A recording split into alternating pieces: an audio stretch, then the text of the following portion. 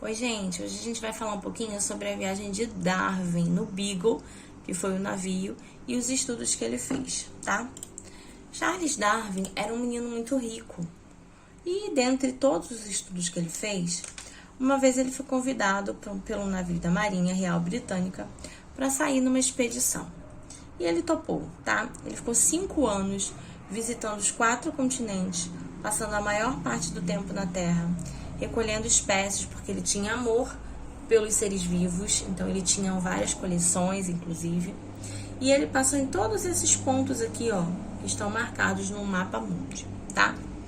Dentro das suas pesquisas, na ilha de Galápagos, no arquipélago de Galápagos, ele observou os tentilhões, que foram base da sua pesquisa, tá? O que ele observou lá nessa ilha? Que as anotações, que esses tentilhões, eles tinham formatos de caras, de bicos diferentes de acordo com o alimento que eles consumiam, embora eles fossem todos da mesma família, tá? E ele anotou tudo isso, entre outras coisas, e com essas anotações ele chegou à conclusão de que algumas espécies estavam mais adaptadas, e as espécies mais adaptadas acabavam deixando mais descendentes. E a natureza ia agindo sobre os seres vivos, selecionando os que estavam mais adaptados e eliminando os que não tinham condições de sobreviver naquele local. Ele chamou isso de seleção natural. Olha aqui, ó, esse é o Darwin e esse é o Wallace, tá? As ideias de Darwin, elas não foram muito bem aceitas, essa coisa de seleção natural.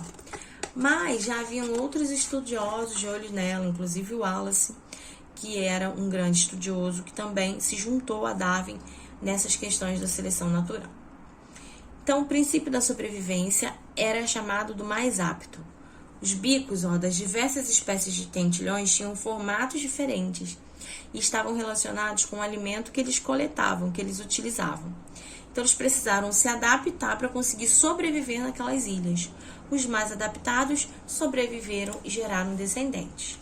A teoria de Darwin ia admitir que os seres vivos eles sofrem modificações ao acaso e ao longo do tempo, e que todos têm um ancestral em comum. Essas modificações elas são lentas, graduais e cumulativas, e elas ocorrem, como eu já falei, ao longo de muito tempo, tá? A história da vida, ela tá ligada dentro das eras geológicas que a gente tem. A gente tem divisão de éons, eras, períodos e épocas, tá? Essa imagem tem aí, ó, no livro de vocês. A gente tem o pré-cambriano, a paleozoica, a era mesozoica e a cenozoica até o surgimento do homem.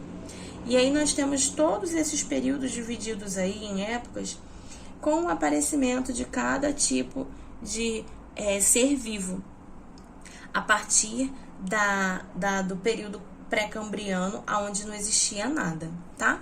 Então, a gente tem uma evolução dentro da linha da história. Aí, no primeiro período, de 4,600 milhões de anos, a gente tem o período da história da Terra desde a formação do esfriamento do planeta, os surgimentos dos primeiros seres multicelulares, isso está tudo aqui no Cambriano. Nesse período, ocorreu uma evolução mais rápida e habitats diferentes que resultaram numa grande diversificação dos seres vivos. Depois a gente tem aí uma grande diversificação dos invertebrados marinhos, nesse primeiro momento aqui, os invertebrados marinhos, período que foi marcado pelo surgimento de plantas, de sementes. Depois, mais à frente, no 6, no Carbonífero, a gente tem o surgimento das primeiras florestas e as primeiras fontes de carvão natural e de petróleo que existem hoje. Lá para o 7 e 8, a gente tem o aparecimento das gimnospermas, a gente tem o aparecimento de insetos, logo depois o surgimento de mamíferos e répteis. Então, a gente já começa a ter uma terra mais parecida com a que a gente tem hoje. Entra no período Jurássico, que foi o período dos dinossauros sobrevivendo, né, no nosso planeta.